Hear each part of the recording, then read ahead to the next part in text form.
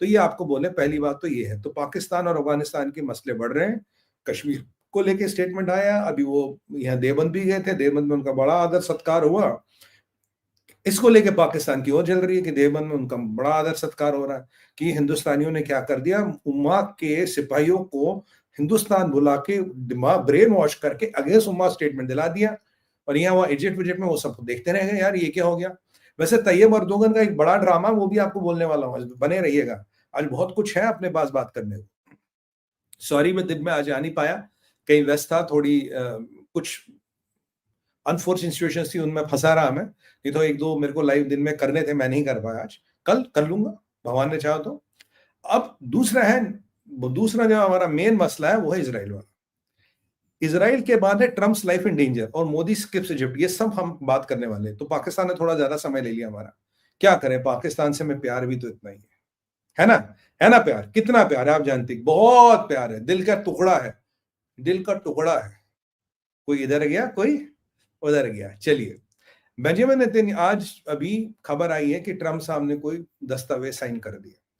वो कह रहे 3000 साल बाद यहाँ पीस हुई है, पीस होगी, गोल्डन एज है वो। ट्रम्प साहब पहुंचे इसराइल में, उन्होंने इसराइल के पार्लियामेंट को संबोधन किया। इसराइल ने कहा जी आपने बड़ा अच्छा काम किया, युद्ध रोका, ये सब हुआ, वो सब हुआ। वहीं इसराइली पार्लियामेंट में उनके अगेंस्ट प्रोटेस्ट भी हुआ। कुछ अरब इजरायली सांसद थे जिनको उठा के बाहर फेंका गया, एक शायद जूश सांसद भी था, उसको उठा के बाहर फेंका गया, कहता जी पैलेस्टीन स्टेट को रिकॉग्नाइज करो, जो ट्रम्प नहीं कह रहे। 20 होस्टेजेस 7-7 के बैच में दिए गए, 2000 करीब 1900 प्रिजनर्स मेरे हिसाब से अब तक इसराइल ने रिलीज कर दिए, जिनमें से 250 वो ड्रेडेड प्रिजनर्स थे जिनकी हम बात कर रहे थे। बाकी 3-4 कॉफिन्स की बात हो रही है, 28 में से 3 या 4 कॉफिन्स की बात हो रही है। बाकी कॉफिन्स कहाँ है हमें नहीं पता, कब रिलीज होंगे हमें नहीं पता। सिचुएशन ये है कि Hamas is back in Gaza. Hamas ने खान यूनिस में आज परेड किया, अपनी मिलिट्री माइट दिखाई। खान यूनिस वगैरह जितने भी क्षेत्र थे वो वापस हमास के पास आ गए हैं। हमास का काडर कम हुआ, कमजोर हुआ, but Hamas is back with complete arms and armoury पूरा। और हमास कहता है ये हमारा क्षेत्र है। कोई भी डिसआर्मेंट हमास का नहीं हुआ, हमास ने कोई पीस डील साइन नहीं की। और हमास वहीं बैठा गाजा में, ट्रंप के सामने गाजा में बैठा हमास ने कुछ नहीं किया। फिलहाल इसराइल में खुशियां कि 20 होस्टेज वापस आ गए। हम भी उनके घर वालों को बहुत शुभकामनाएं देते हैं, हमारी भी बड़ी दिल्ली तमन्ना थी कि वो वापस आए। पर जो लोग वापस गए हैं, I am sorry to say, more Jewish blood will be spilled. मेरे को ये बड़ा दुख होता है कहते हुए, पर ये सच्चाई है ना, more Jewish blood will be spilled, क्योंकि इनमें से 2500 ऐसे लोग हैं जो हर एक छोटा छोटा हमास खड़ा कर सकता है।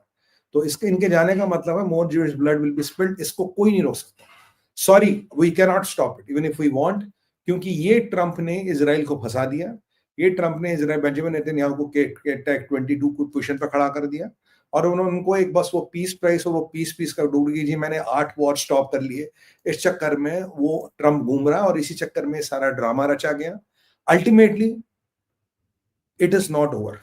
और बेंजामिन नेतन्याहू वो सारे औपचारिकताएं वगैरह गई, फिर वो वहां इजिप्ट पहुंचे, फतह अल सीसी कह रहे भाई आप ही रोक सकते हो, क्योंकि हर एक को एक ट्रंप की कमजोरी पता लग गई है कि भाई इसकी तारीफ कर दो, इसकी 2-4 तारीफ कर दो, चने के झाड़ पर चढ़ जाता है। कहते बस आप ही हो मालिक जो ये लड़ाई रोक सकता था, आप नहीं होते तो लड़ाई ही रुकती। भाई घंटा लड़ाई रुकी, Hamas is back in Khan Younis. क्या रुका, व्हाट हैज चेंज्ड? हमास वापस आ गया, गाजा के लोग वापस आ गए, they are arming up again. और बेंजामिन नेतन्याहू को इसमें एक स्टेटमेंट आता है with all those celebrations and all going on. Benjamin Netanyahu कहते हैं कि militarily war is not yet over. लड़ाई अभी खत्म नहीं हुई। इसराइल की जो राइट विंग पार्टीज है वो कहती लड़ाई खत्म नहीं हुई है। इसराइल के जो फाइनेंस मिनिस्टर है और जो इंटरनल सिक्योरिटी मिनिस्टर है, उनका स्टेटमेंट है, it's a matter of time, अभी लड़ाई फिर कल परसों तरसों फिर शुरू होगी, बिकॉज हमास को डिसमेंटल करना हमारा ऑब्जेक्टिव है।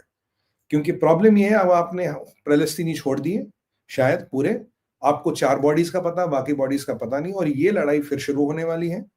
बेंजामिन नेतन्याहू इस काइंड ऑफ सिग्नल की लड़ाई फिर शुरू होगी, ये ओवर है। ट्रंप ने वहां आदि भाषण दिया, उसके बाद वो पहुंचे हैं शर्म अल शेख में फतेह अल सीसी के बाजू में बैठे हैं और वहां उनकी हवा पोशी हो रही है। जैसे वैसे फ्रांस के मैक्रोन, आपके स्पेन के प्रेसिडेंट जॉर्जिया मेलोनी, इन सबको बुला करीब 20 लीडर बुलाए थे वहां पे। ये जो वहां पे जो सॉन्ग एंड डांस, जो संगीत और नृत्य का रंगारंग कार्यक्रम हो रहा है, उसमें ट्रंप कुछ साइन कर रहे हैं। ये मुझे पता नहीं लगा क्या साइन कर रहे हैं, किससे साइन कर रहे हैं। मतलब Trump with infinity God, Trump with Jesus Christ, Trump with almighty, मतलब अल्लाह किसके साथ साइन कर रहा है? मतलब श्री राम के साथ कुछ साइन कर रहे हो क्या भैया? क्या साइन कर रहे हो? किसके साथ साइन कर रहे हो? मतलब आप what is Trump signing? I don't know what is Trump signing, मुझे समझ नहीं व्हाट इज ही साइनिंग। कह रहा पीस आ गई, पीस आ गई, गोल्डन एरा आ गया, मिडिल ईस्ट का आ गया, और ये मिडिल ईस्ट फिर एरप्ट होगा क्योंकि बेंजामिन नेतन्याहू ने बोला war is not over. Israel में जहां खुशियां है कि होस्टेजेस वापस आ गए, वही गम है कि केवल 20 आए और 28 का पता नहीं। Hamas is back into business, और हमास ने, जैसे मैंने आपको कल बोला, कल ही उन्होंने एग्जीक्यूशंस करने शुरू कर दिए थे। जो उनके राइवल गैंग्स है, जिनको उन पे शक था कि भाई इन्होंने इजरायलियों की मदद की है या they are somehow close to Israel, they have just started executing this people. तो Hamas is back in business. Iran चुपचाप बैठा है, they are waiting for the right point of things to do. Iran को लेके एक बड़ा खुलासा, but मैं हो सकता कल सुबह इस पे लाइव कर दूं, आपको बता दूं, I am still digging into the facts कि एक बड़ा खुलासा आया है ईरान को लेके, and something is briefing in Iran which is big. और ये कहानी है। और ओवरऑल मुझे लगता है कि Israel has been betrayed by Trump. मुझे लगता है Israelis have been betrayed by Trump. Kushner का को जो पैसा गया है अरबों का, that has done the job. Steve Witkoff को जो पैसा गया अरबों का, that has done the job. क्योंकि हुआ क्या, हमास इज बैक। हमास खत्म नहीं हुआ, हमास खान यूनिस में है आज। हमास इज ओपनली घूमोइंग in Khan Younis with guns, और कह रहे हैं हम तो जिहाद के लिए तैयार हैं, हम जिहाद के लिए लड़ेंगे। तो ये मैटर, और अगर मैं इसराइल के चीफ को इंस्ट्रक्ट करूं, उन्होंने भी कहा कि भाई अभी तो एक टेम्पररी ट्रूस है, बट अगर ये स्थिति ऐसी रहेगी, मिलिट्री एक्शन के लिए इसराइल हमेशा तैयार है। तो मुझे लगता है अब की बार अगर होस्टेजेस भी नहीं है, they should go and dismantle Gaza completely, क्योंकि अब होस्टेजेस का भी डर नहीं है। This is the golden opportunity for Benjamin Netanyahu to cement his legacy. I am Netanyahu, अगर मैं होगा I will go and do it, क्योंकि ये आपको खत्म करना पड़ेगा हमास को, तब तक इस क्षेत्र में पीस नहीं आएगी। मिडिल ईस्ट में peace is a joke, Middle East में पीस कभी नहीं हो सकती।